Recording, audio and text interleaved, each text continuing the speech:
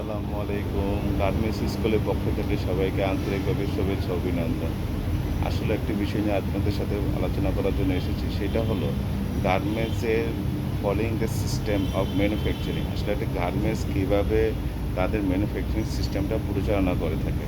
প্রথমে আমরা কী করি? এটা বায়ার থেকে বিভিন্ন ট্যাগ ব্যাগ, অ্যাক্সেসরিজ এবং বিভিন্ন বসিয়ার সংগ্রহ করি এবং সেই অনুসারে সেই ডিজাইন অনুসারে আমাদেরকে কী করতে হয়? ড্রাফট প্যাটার্ন তৈরি করতে হয়। ড্রাফট প্যাটার্ন তৈরি করার পর আমাদেরকে ডেভেলপমেন্ট স্যাম্পল তৈরি করতে হয়। ডেভেলপমেন্ট স্যাম্পল তৈরি করার পর বায়ারকে যখন এটা সাবমিট করা হয়, বায়ার সেই কমেন্টস করে। সেই অনুযায়ী আমাদেরকে ফিড স্যাম্পল তৈরি করতে হয়। এই ফিড স্যাম্পল তৈরি করার মাধ্যমে আমাদেরকে বাল্কের জন্য প্যাটার্ন তৈরি করতে হয়।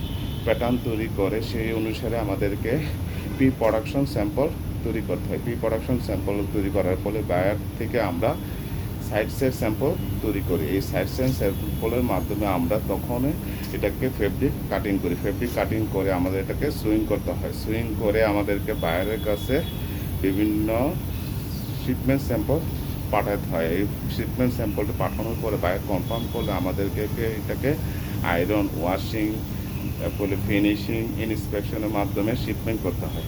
এটা হলো following the chart of garments manufacturing system. ধন্যবাদ সবাইকে।